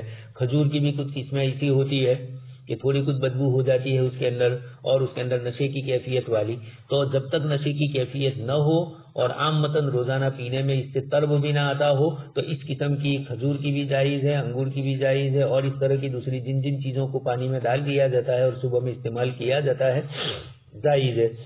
اسی طریقے سے دودھ میں بھی لوگ اس طرح کی چیزیں ڈالتے ہیں، کھجور چھوہارا وغیرہ ڈالتے ہیں، وہاں بھی تھوڑا اتنا تو ضروری ہے کہ اس قدر نہ ہو جائے کہ وہ بدبودار ہو جائے اور اس کے اندر سے نشے کی کیفیت آ جائے، پھر وہ حرمت آ جاتی ہے۔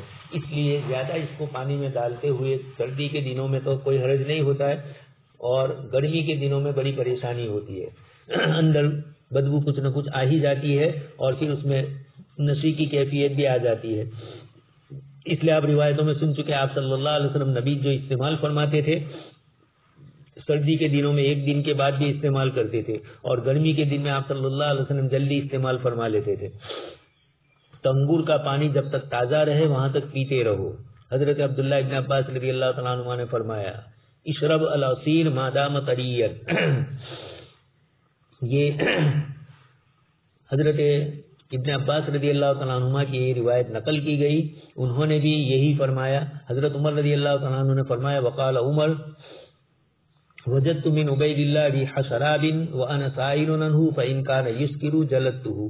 حضرت عمر بن خطاب رضی اللہ تعالیٰ عنہ اپنے صاحبزادے کے متعلق فرماتے ہیں کہ عبید اللہ کے منہ سے میں نے شراب کی بو محسوس کی، میں اس کی تحقیق کروں گا، اگر وہ نشاور ہے تو ان کو کوڑے لگائے جائیں گے۔ کچھ روایتوں میں ہے کہ حضرت عمر رضی اللہ تعالیٰ عنہ نے تحقیق کی اور اس کے بعد ان کو کوڑے لگائے گئے، یعنی بو آ رہی تھی شراب کی، تو اپنے صاحبزادے کے ساتھ بھی آپ رضی اللہ تعالیٰ عنہ نے کوئی کسی قسم کی رعایت نہیں کی۔ خیر یہاں بتلانا ہے کہ شراب نشہ آور ہو اس سے پہلے اس کا استعمال، یعنی شراب جب تک وہ نہ بنے وہاں تک اس کا استعمال کی گنجائش ہے، لیکن جب بارڈر پر پہنچ جائے کہ اب خطرے ہیں کہ شراب بن جائے گی تو پینا نہیں ہے اب، اس لیے اگر وہ نشہ آور کیفیت پیدا کرتی ہے اس کی بنیاد پر پریشانی ہوتی ہے۔ خیر تو وہ انا سائل عنہ، حضرت عمر فرماتے کہ میں ان سے پوچھوں گا، چنانچہ اس سلسلے کے اندر پھر حضرت عمر رضی اللہ تعالیٰ عنہ نے تحقیق کی، فإن کان یسکر جلدته، اگر ان میں سے یہ چیز پائی گئی تو میں ان کو کوڑے لگاؤں گا۔ روایتوں میں یہی ہے، یعنی بعد میں ان پر سزا نافذ کی گئی۔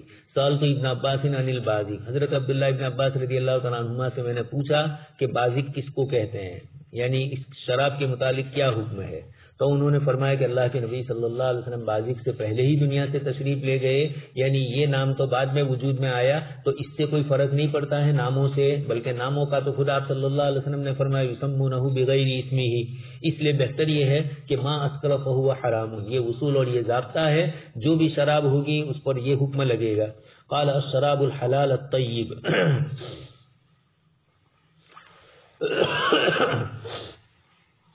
فما اسکر فہو حرام، جو نشہ لائے وہ تو حرام ہے، اور بازق اگر وہ ایسی پینے کی چیز ہے جو حلال اور طیب ہے یا اس کیفیت کے ساتھ ہے تب تو جائز ہے۔ لیکن یہ کس نے کہا قال الشراب، ظاہر ہے کہ ابن عباس رضی اللہ تعالیٰ عنہما نے ہی یہ فرمایا ہوگا، تو ابن عباس نے فرمایا کہ شراب تو وہ ہے، یعنی پینے کے لائق وہ چیز ہے جو حلال اور طیب ہو، حلال اور طیب کے بعد پھر حرام اور خبیث رہ جاتا ہے، لیس بعد الحلال طیبی الا الحرام الخبیث، اس لیے یہ دونوں کے درمیان کی جو موقع ہوتا ہے جب نشہ آور ہونے کی کیفیت کا ادراک ہو جائے تو ایسے موقع پر پھر اس کو استعمال نہ کیا جائے۔ دوسری ایک جملہ کچھ حضرات نے فرمایا کہ عبارت یہ ہے ان شراب المسلمی ما کان حلالا طیبا، مسلمان جن چیزوں کو پیتا ہے وہ حلال اور طیب ہوتا ہے، اور اس کے علاوہ جو حرام اور خبیث ہوتا ہے وہ شراب ہے، وہ مسلمان نہیں پیتا ہے، یہ گویا حضرت عبداللہ ابن عباس رضی اللہ تعالیٰ عنہما نے فرمایا۔ آگے اس کے بعد باب من رعا، روایت یحب الحلوا والاصل، آپ صلی اللہ علیہ وسلم پسند فرماتے تھے میٹھی چیز کو اور شہد کو، یہ اس سے پہلے بھی آپ سن چکے ہیں۔ امام بخاری رحمۃ اللہ علیہ نے حرام چیزوں کو بھی ذکر فرمایا، حلال چیزوں کو بھی ذکر فرمایا۔ باب من رعا اللہ یخلط البصر والتمر اذا كان مسکرا وان لا يجعل ادامین فی ادام۔ باب من رعا اللہ یخلط، یہ امام بخاری رحمۃ اللہ علیہ کی عادت ہے، باب من رعا، باب من قال، اس طرح کے جملے جس سے یہ پتہ نہ چلے کہ کون کہہ رہا ہے اور کیا کہہ رہا ہے۔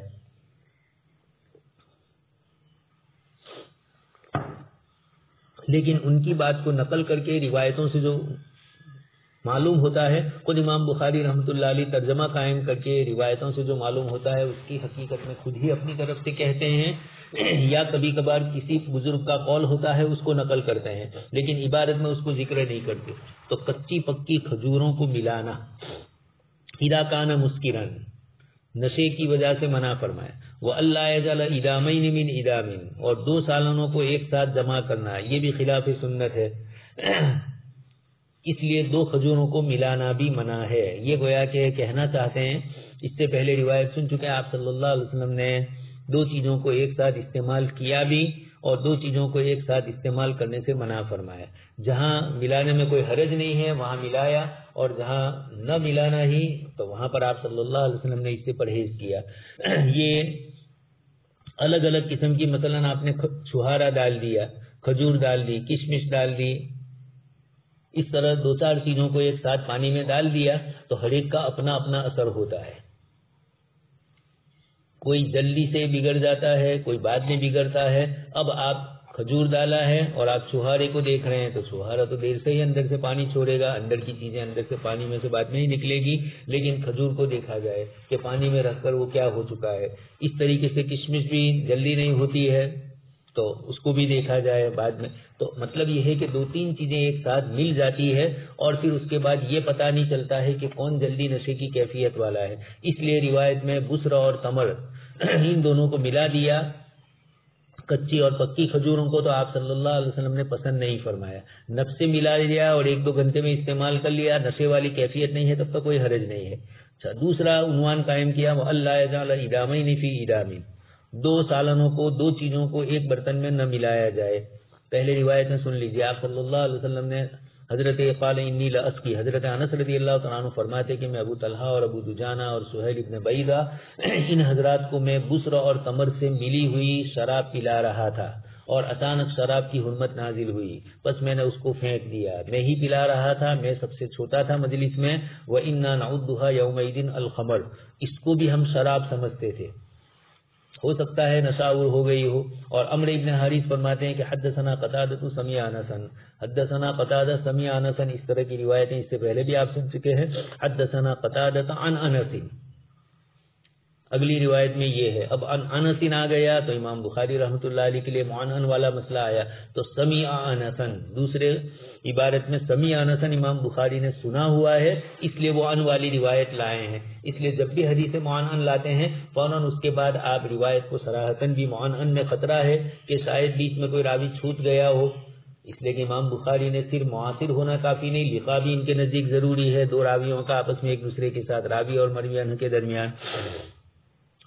آگے اس کے بعد والی روایت، نہى النبی صلی اللہ علیہ وسلم عن الزبیب والتمر والبسر والرطب، آپ صلی اللہ علیہ وسلم نے انگور، کھجور، کچی پکی کھجوروں کو ملا کر بھگونے سے منع فرمایا۔ ایک ساتھ تین چیزیں ہو گئی، آپ زبیب کو ہی دیکھتے رہیں اور وہ دونوں بگڑ جائے جلدی، بسر اور رطب۔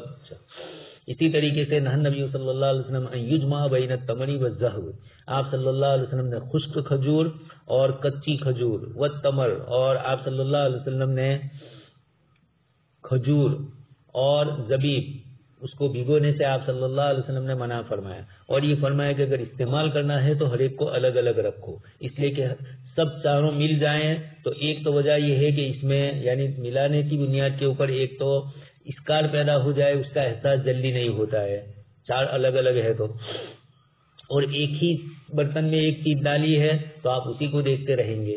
استعمال سب کا جائز ہے پینے کے لیے، لیکن چونکہ الگ الگ طور پر پینے میں آپ کو احساس ہوگا کہ اس میں نشاور کی کیفیت ہوئی یا نہیں، یا کس سے ہوئی، اور ملانے کے اندر خطرے ہیں کہ ایک جلدی بگڑ جائے دوسرا بعد میں ہو، اور آپ دوسرے کو ہی دیکھتے رہیں، پہلے کو نہ دیکھیں اور اس میں نشاور کیفیت ہو جائے، تو احتیاط کے طور پر آپ صلی اللہ علیہ وسلم نے ان چیزوں کو الگ الگ برتنوں میں رکھنے کا فرمایا۔ اگر کوئی ایک دو گھنٹے رکھتا ہے اور اس میں کوئی بدبو وغیرہ یا اس کے اندر نشے کی کیفیت نہیں ہوتی ہے تو گنجائش ہے، لیکن اب جب آپ صلی اللہ علیہ وسلم نے حدیث شریف میں منع فرمایا تو بہتر یہ ہے کہ آدمی اس طریقے سے نہ کرے۔ پانی کے اندر آج کل حکیم لوگ بھی بہت ساری دوائیاں دیتے ہیں، لوگ انگریزی دواؤں سے تھک چکے ہیں تو حکیموں کے پاس جاتے ہیں، وحید لوگوں کے پاس جاتے ہیں، اور وہ پرانا یہ جو کھانے پینے کا طریقہ ہے یہ سب سے بہتر طریقہ، لیکن یہ کہ وہ لوگ اس طرح کھانے پینے کے بعد محنت مزدوری بھی کرتے تھے۔ اب تو یہاں بیٹھے بٹھائی زندگی ہے اور ان چیزوں کو استعمال کرتے ہیں تو یقیناً یہ قوت تو دیتی ہے، خاص کر کے اس وقت جو کورونا کا ماحول چل رہا ہے اور اس کے اندر لوگ امیونٹی کے لیے الگ الگ چیزیں دیتے ہیں، طاقت کے لیے وٹامن سے استعمال کرتے ہیں اور اس طرح کی دوسری جتنی بھی چیزیں ہیں منرل وغیرہ ان کو استعمال کرتے ہیں، تو ان میں بہتر یہ ہے کہ یہ کھجور کو اس طرح ڈال کر استعمال کرنا بہت بہتر ہے، کشمش کو بھی ڈال کر اس طریقے سے، لیکن الگ الگ ڈالی جائے۔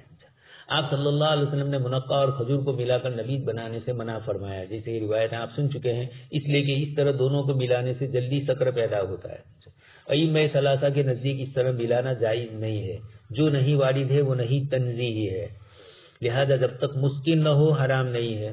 امام شافعی رحمۃ اللہ علیہ اور جمہور علماء یہی فرماتے ہیں، دو چیزوں کو ملانے میں کوئی حرج نہیں ہے جب تک کہ نشاور نہ ہو۔ احناف کا بھی یہی مطلب ہے، جمہور کا استدلال یعنی احناف یہ کہتے ہیں کہ ملانا جائز ہے، وہ حضرات کہتے ہیں کہ ملانا ہی جائز نہیں، لیکن امام ابو حنیفہ رحمۃ اللہ علیہ انہوں نے ملانے کی تو گنجائش دی، لیکن یہ بھی فرمایا کہ جب تک نشاء نہ ہو وہاں تک، اگر نشاء ہو گئی تو یقیناً امام صاحب رحمۃ اللہ علیہ نے بھی منع ہی فرمایا ہے، جیسے روایتیں سن چکے ہیں۔ البتہ نفس سے ملانے کا جواز ہے، آپ صلی اللہ علیہ وسلم کی مختلف روایتوں سے اس کا پتہ چلتا ہے۔ حضرت عائشہ رضی اللہ تعالیٰ عنہ کی ایک روایت ابو داؤد میں ہے جس میں کھجور اور کشمش ان دونوں کو، منقع کو، دونوں کو ملا کر نبیذ بنائی جاتی تھی، حضرت عائشہ بناتی تھی اور پھر آپ صلی اللہ علیہ وسلم کو پلاتی تھی، لیکن مراد یہی ہے کہ اس کے اندر وہ کیفیت نہیں ہوتی تھی، تھوڑا کچھ ڈال کر پلا دیتی تھی، خاص کر کے سردی کے دنوں کے اندر، گرمی کے دنوں میں تو بگڑنے کے اندیشے ہیں۔ تو دو چیزوں کو ملانا جائز ہے یا نہیں، ان روایتوں میں آپ صلی اللہ علیہ وسلم نے جو منع فرمایا، جو روایتیں آپ سن چکے ہیں، اس سے کچھ علماء نے استدلال کیا۔ دوسرے علماء فرماتے ہیں کہ ملانے کا اصل ممانعت کا مسئلہ نہیں ہے، مسئلہ اگر ہے تو سطر کا ہے، جب کیفیت ہو جائے تو جائز نہیں۔ ایک اور روایت میں بھی امام ابو حنیفہ رحمۃ اللہ علیہ نے حضرت عائشہ کی، ابو داؤد ہی میں دوسری روایت ہے، اس میں بھی یہ ہے کہ آپ صلی اللہ علیہ وسلم کے لیے نبیذ بنایا جاتا تھا تو زبیب سے، چھہارے سے اور کچھ چیزیں کھجور وغیرہ ڈالی جاتی تھی، اور اس سے آپ صلی اللہ علیہ وسلم استعمال فرماتے تھے۔ اذا کان مسکرا، امام بخاری رحمۃ اللہ علیہ نے بھی ترجمۃ الباب میں قید لگائی، کچھ حضرات نے کہا کہ اذا کان مسکرا ضرور نہیں ہے، مطلق نہیں ہے، انل خلیط جائز نہیں ہے، دو چیزوں کو ملانا چاہے وہ نشاور ہو یا نہ ہو، اس لیے وہ نہیں کو اسکار کی قید کے ساتھ مختص کرنا درست نہیں سمجھتے۔ دوسرے حضرات فرماتے ہیں کہ چونکہ امام بخاری کے نزدیک اس طرح ملانا جائز ہے جیسا احناف کے یہاں، اس لیے انہوں نے قید لگا دی اسکار کی، گویا یہ ترجمۃ الباب میں احناف اور امام بخاری دونوں متفق ہے۔ کچھ لوگوں نے یہ بھی کہا کہ امام بخاری نے اس سے دو چیزوں کو ملانے کی جو ممانعت ہے اس کی دو علتیں ذکر فرمائی، گویا ایک تو یہ ہے کہ اسکار کی وجہ سے، نشاور ہونے کی وجہ سے، اور دوسرا ہے اسراف اور فضول خرچی کی بنیاد پر۔ تو اسراف اور فضول خرچی تو اگر آدمی زائد کرتا ہے تو یقیناً اچھا نہیں ہے۔ دوسری بات یہ کہ دو سالنوں کو استعمال میں بھی آپ صلی اللہ علیہ وسلم نے پسند نہیں فرمایا، تو یہاں گویا دو سالن کی طرح دو الگ الگ چیزیں جمع ہو جاتی ہے، کھجور بھی ہے اور کشمش بھی ہے، اس طریقے سے۔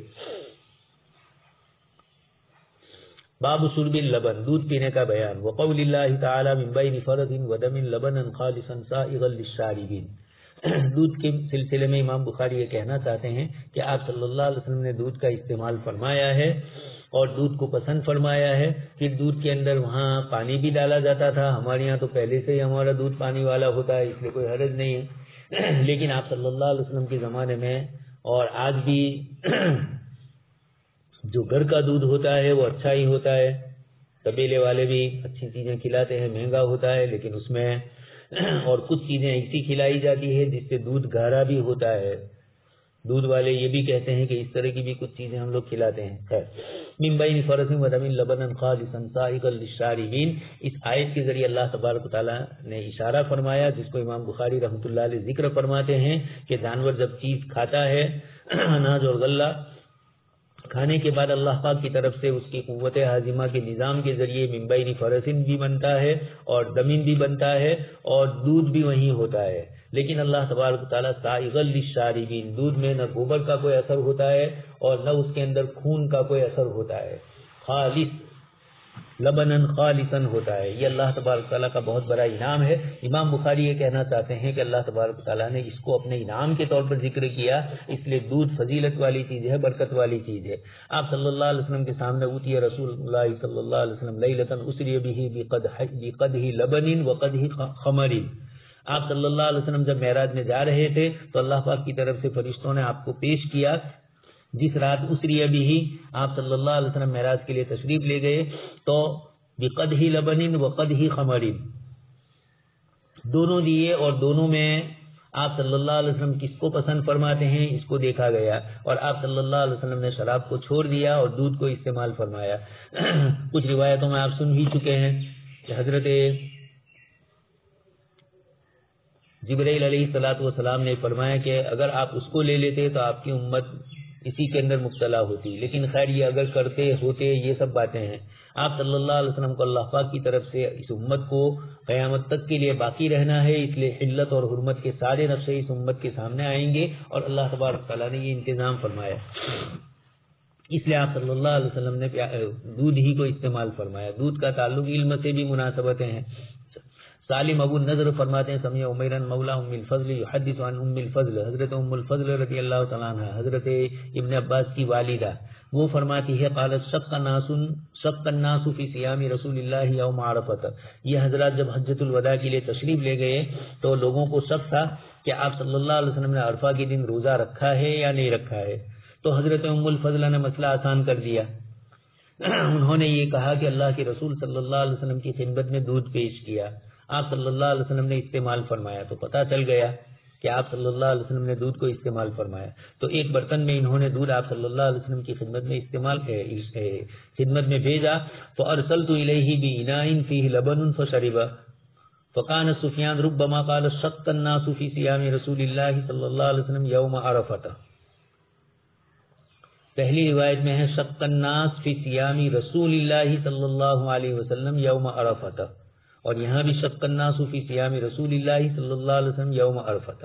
آگے اس کے بعد فرماتے ہیں فارسلت الیہ ام الفضل، اور پہلی روایت میں ہے فارسلت الیہ، ام الفضل خود بیان کرتی ہے تو وہ کہتی ہے کہ میں نے آپ کے سامنے پیش کیا، اور دوسرے صحابہ نے جب روایت کی تو یقینی بات ہے کہ وہ فارسلت الیہ غائب کے صیغے سے ہی تعبیر کریں گے۔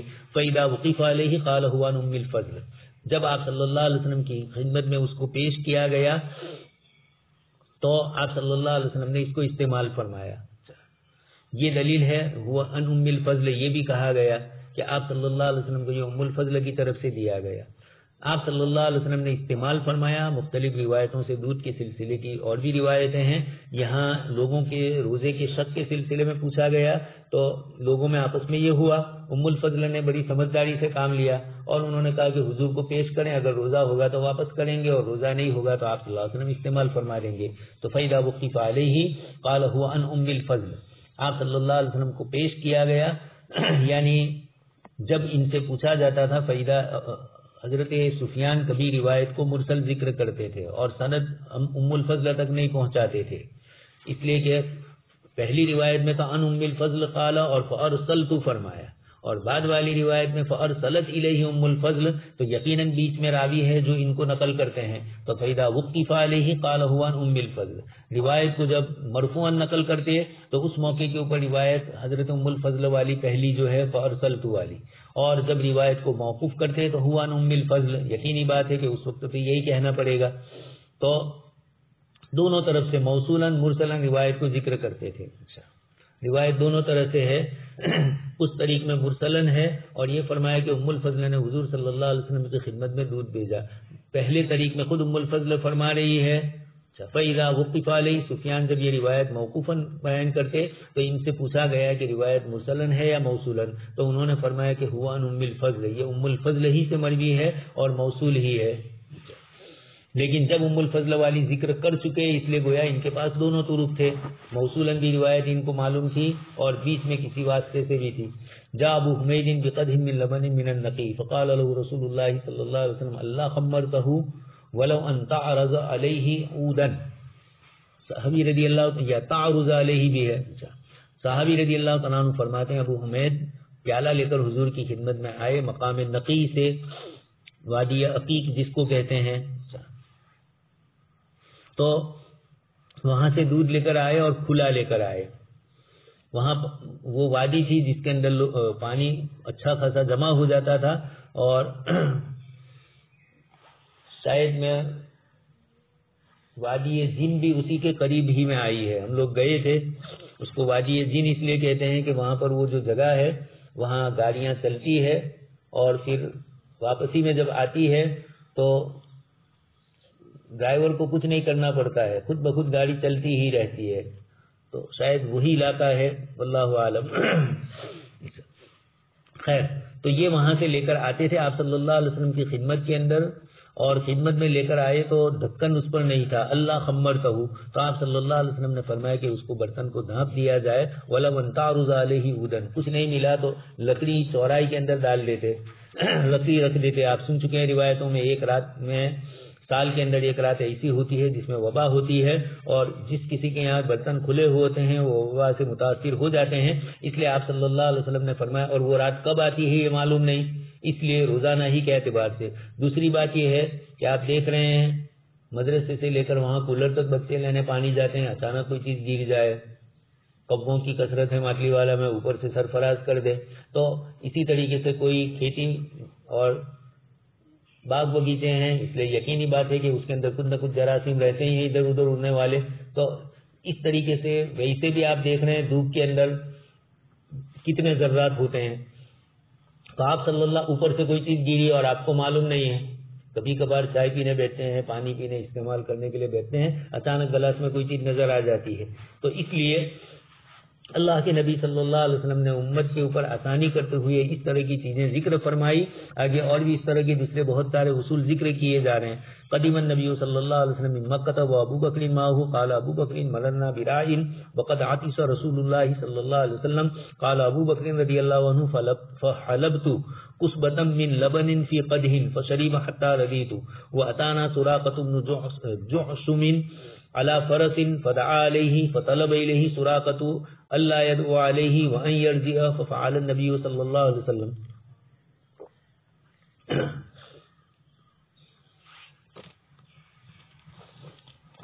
اس روایت میں بھی دودھ کا ذکر حضرت ابوبکر صدیق رضی اللہ تعالیٰ عنہ فرماتے ہیں.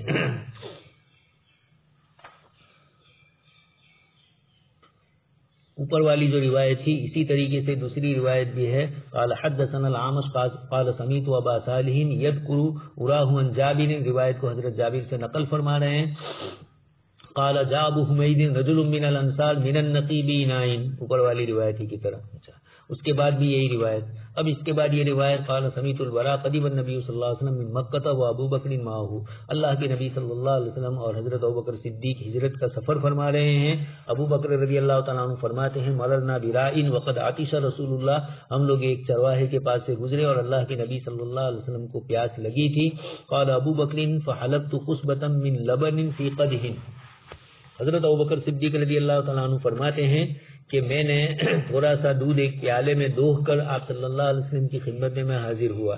آپ نے اتنا نوش فرمایا کہ میں خوش ہو گیا. آگے روایت میں ہے فشرب حتی رضیت، اور پھر اس کے بعد سراقہ ابن جاسم 100 اونٹ کی لالچ میں آئے. آپ صلی اللہ علیہ وسلم نے بددعا فرمائی تو ان کا گھوڑا 3 مرتبہ پانی میں زمین میں دھنس گیا. فطلب الیہ سراقہ، سراقہ سمجھ گئے. ان کا خود قصہ حضرت مولانا علی میاں صاحب نے مختارات میں نقل کیا ہے. تو سراقہ اپنی طرف سے فرماتے ہیں کہ پہلی مرتبہ اٹھا، پھر 100 اونٹ کی لالچ نے پھر آگے پہنچایا واپس، پھر اس کے بعد دوسری مرتبہ بھی ہوا، تیسری مرتبہ کے بعد میں سمجھ گیا تو پھر میں نے آپ صلی اللہ علیہ وسلم سے معافی مانگ لی. فقال النبی صلی اللہ علیہ وسلم، بددعا کرنے سے منع کیا، چنانچہ آپ صلی اللہ علیہ وسلم نے پھر ان کے لیے بددعا نہیں فرمائی. قصبة من لبن فی قدح، قصبة دودھ کی تھوڑی سی مقدار کو کہا جاتا ہے، اور من لبن فی قدح پیالے کے اندر دودھ دوہا. پھر سوال آیا کہ دوسرے کسی کا دودھ استعمال کرنے کی کیسے گنجائش ہے، چرواہا تو دوسرے کسی کا تھا. تو عمومی طور پر عربوں میں یہ رواج تھا کہ کھیت کے اندر، جنگل کے اندر جہاں یہ جانوروں کو چراتے تھے، اگر کوئی آدمی دودھ مانگتا، پیاسا ہوتا، بھوکا ہوتا، تو مالک کی طرف سے اجازت ہوتی تھی اس طرح کے استعمالات کی. یہ لوگ پہلے زمانے میں غربت تھی، لوگوں کے اندر فقر و فاقہ تھا، لیکن دل سخی ہوتے تھے، سبھی فقر و فاقہ سے گزرتے تھے، اس لیے سب کو احساس ہوتا تھا. اور اب مال و دولت کثرت سے آ گئی تو اس کے اوپر ہم سانپ کی طرف بیٹھ گئے ہیں، اور اس لیے اب اللہ کی راہ میں دینے کے سلسلے کے اندر خیر ابھی بھی امت مسلمہ سے زیادہ سخاوت اور کسی میں نہیں ہے، لیکن آہستہ آہستہ کچھ چیزیں کم ہو رہی ہے سخاوت کی. اللہ تبارک مجموعی طور پر امت کے اعتبار سے کہا جا رہا ہے کوئی ایک طبقہ، ایک گروہ یا ایک علاقے کے اندر سخاوتیں ہو اور لوگ اللہ کی راہ میں دیتے ہوں، جیسے ہمارے یہاں دینے کا معمول ہے گجرات کے اندر. تو اسی لیے وحید الدین خان صاحب ہے، امریکہ گئے، وہاں گاڑی میں ان کو لے کر کوئی ایک گجراتی کے ایک صاحب ان کو گاڑی میں لے جا رہے تھے. تو انہوں نے پوچھا کہ آپ گجراتی لوگ تجارت میں کامیاب کیوں ہو، اور پھر آپ لوگ جہاں جاتے ہو وہاں فوراً مسجد مدرسے کی فکر کرتے ہو. تو انہوں نے کچھ بتلایا. اس کے بعد انہوں نے تجزیہ کیا وحید الدین خان صاحب نے، اور یہ کہا کہ مجھے یہ سمجھ میں آیا آپ لوگوں کے درمیان یہ چند دن رہا تو کہ آپ لوگ دینے ہی کے لیے کوئی چیز کرتے ہیں، یعنی اللہ کے لیے دینے کی بات کرتے ہیں، کوئی لالچ کر کے کسی چیز کو نہیں دیتے ہیں. جب آپ اللہ کے لیے دیتے ہو تو اللہ پاک کی طرف سے بھی ایسے ہی فراوانیاں آتی ہے. یا بلال انفق ولا تخش من ذوی العرش اقلالا، روایت سن چکے ہیں آپ، عرش والے سے کمی کا خوف مت کیجیے، جب آپ دیں گے تو اللہ پاک بھی آپ کو اسی طریقے سے دیں گے۔ خیر، تو یہ اللہ کی راہ میں دینے کی باتیں ہیں۔ تو پہلے زمانے میں اس طریقے سے ترواہ دودھ دے دیتا تھا، مالک کی طرف سے اجازت ہی ہوتی تھی، وہاں عرف ہی تھا کہ دے دیتے تھے۔ اسی طرح استرار کی حالت ہے تو لینے کی اجازت ہے، لیکن استرار کی حالت کو ثابت کرنا ضروری ہے، اس لیے بہتر یہ ہے کہ آپ صلی اللہ علیہ وسلم نے مانگا اور آپ کو بھی معلوم تھا کہ وہ دودھ دے گا۔ آپ نے ایک مرتبہ ایک چرواہے سے بکری مانگی اور پوچھا ہدیتن بیعن، تو اس نے کہا کہ نہیں بیعن، تو پھر آپ نے اس کو پیسے ادا کیے، اس لیے کہ بکری بیچنے کی بات تھی تو اس نے منع کیا، اور آقا کی طرف سے اجازت ہوگی بیچنے کی، اس لیے ہدیتن تو منع کیا، بیعن اجازت دی، اس نے بیچ لیا۔ آگے اس کے بعد والی روایت آپ صلی اللہ علیہ وسلم سخاوت کی فضیلت بتلاتے ہیں۔ ان رسول اللہ صلی اللہ علیہ وسلم عن ابی ہریرہ ان رسول اللہ صلی اللہ علیہ وسلم قال نعم الصدقة اللقحة الصفی منحة والشاة الصفی منحة تغدو بإناء وتروح بآخر۔ اللہ کے نبی صلی اللہ علیہ وسلم نے فرمایا بہترین صدقہ اگر ہے، نعم الصدقہ اللقحة، دودھ دینے والی اونٹنی کو کہا جاتا ہے، الصفی عمدہ اور شاندار،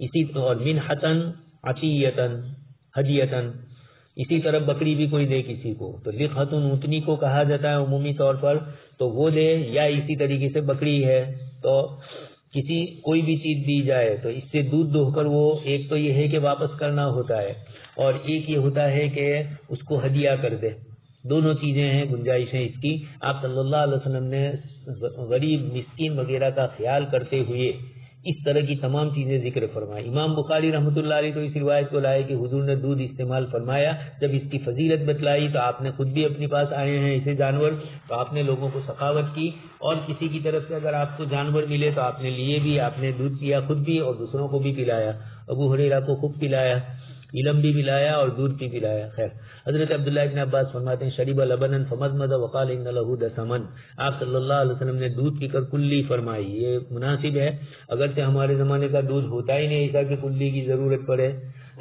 لیکن اچھے دودھ بھی آتے ہیں مہنگے اور اس کے اندر چکناہٹ زیادہ ہوتی ہے، تو آپ صلی اللہ علیہ وسلم نے فرمایا کہ اس کے بعد کلی فرمائی، دانتوں وغیرہ کو بھی پریشانی نہ ہو۔ ڈاکٹر لوگ یہی کہتے ہیں ہر مرتبہ کھانے کے بعد کلی کرو، اللہ کے نبی صلی اللہ علیہ وسلم نے جو باتیں فرمائی وہ روایتاً نہیں سنی تو طباً اور مجبوراً کرنی پڑتی ہے لوگوں کو۔ ہاتھ دھونے کا کہا نہیں دھوتے تھے، اب دھونے لگ گئے، بار بار دھونے لگ گئے، تو مبالغہ آرائی بھی کرنے لگے، پھر اتنا سینیٹائز استعمال کرنے لگے کہ جلنے بھی لگے اس سے۔ تو آپ صلی اللہ علیہ وسلم نے جو چیزیں فرمائی وہ اعتدال والی ہے، عام حالات میں بھی انسان کر سکتا ہے۔ یہ ابھی روزانہ سینیٹائز کرتے ہیں، جب یہ بیماری اللہ پاک دعا ہے کہ جلدی سے اس کو ہٹا لیں، اٹھا لیں، جب یہ ختم ہوگی تو اس کے بعد ہاتھ دھونے وغیرہ کی پھر وہی باتیں آئے گی، اس کو مناسب نہیں سمجھیں گے۔ اسلام اعتدال کے ساتھ رہتا ہے۔ آگے روایت آپ صلی اللہ علیہ وسلم یعنی اللہ کے نبی کو اپنی امت کی کتنی فکر ہے کہ کلی کرتے ہوئے بھی امت کو سکھلایا گیا کہ اس میں چکنا مادہ ہے تو کلی کر لو ورنہ بیماریاں اور کچھ چیزیں اس میں لگے گی، یا داڑھ میں تکلیف ہوتی ہے اور چکنا حصہ ہوتا ہے تو داڑھ کے اندر پھر اور زیادہ خطرناک تکلیف شروع ہو جاتی ہے۔ آپ صلی اللہ علیہ وسلم نے ارشاد فرمایا رفعت الی السدرۃ فاذا اربعۃ انہار نہران ظاہران ونہران باطنان فاما الظاہران فالنیل والفرات واما الباطنان فنہران فی الجنۃ۔ آپ صلی اللہ علیہ وسلم فرماتے ہیں کہ جس وقت آپ کو اللہ پاک کی طرف سے معراج میں لے جایا گیا اسی موقع کا یہ واقعہ آپ صلی اللہ علیہ وسلم ذکر فرماتے ہیں کہ سدرۃ المنتہا پر آپ پہنچے، اس کے بعد تو اب آگے کسی کا جانا نہیں ہے، عزازیل گوید نصیب برم، اور جبرائیل امین نے بھی کہا اگر یکسر وہ یہ برتر پرم فروغ تجلی بھی سوزت پرم، یا فروغ تجلی بھی ہے۔ تو 4 نہریں آپ صلی اللہ علیہ وسلم کی خدمت میں آپ نے وہاں دیکھی، 2 نہریں ظاہری تھی اور 2 نہریں باطنی تھی۔ ظاہری وہ جس کو آپ نے فرمایا نیل اور فرات، دنیا کی دونوں دریائے نیل عراق یہ مصر کی ندی اور دریائے فرات یہ عراق وغیرہ میں ہے۔ وَأَمَّا الْبَاطِنَانِ، اچھا دوسری بھی آتی ہے 2 نہریں جیحون اور سیحون، یہ ماوراء النہر میں ہے۔ وَأَمَّا الْبَاطِنَانِ، باطنی طور پر سلسبیل اور کوثر، یہ دونوں آپ صلی اللہ علیہ وسلم فرماتے ہیں کہ وہ نہریں بھی دیکھی، وہ تو وہاں جا کر دیکھی، اور یہ دونوں نہریں بھی دیکھی آپ صلی اللہ علیہ وسلم نے. تو یہ تو دنیا کی نہریں ہیں اور وہ دونوں آخرت کی ہے, وہاں کی ہے, اس لیے آپ صلی اللہ علیہ وسلم نے وہ بھی دیکھی. اب وہ نہریں دنیا والوں کو نظر نہیں آئے گی, بلکہ خود حضرت مولانا تقی صاحب دامت برکاتہ نے دریائے نیل کا منبع کیا ہے, اتنا دنیا کا اتنا سب سے بڑا لمبا دریا, اور یہ کہاں سے نکلتا ہے. ہماری دریائے نرمدا اور تاپسی تو دیکھتے ہیں امر کنٹک کے اوپر کے پہاڑوں سے, ایم پی میں سے, اور پھر اس سے نیچے اتر کر بھروچ سے آگے دریا میں جا کر مل جاتی ہے, وہ سورت میں جا کر مل جاتی ہے دریا سے دمس. تو یہ دونوں دریا سے ملتے ہیں سمندر سے, اور نکلتی ہے تو پہاڑ کے اوپر سے, لیکن آبشار کی شکل میں. لیکن یہ ندی جو ہے نیل, اس کا معلوم ہی نہیں ہے. حضرت مولانا نے تفصیل لکھی ہے کہ جب انگریزی دور کے اندر انہوں نے اس کو تلاش کیا تو ایک چھوٹی سی جھیل نظر آئی, وکٹوریا جھیل, تو یہ کہہ دیا کہ یہیں سے دریائے نیل نکلتی ہے, یعنی یہ پانی سے ہی.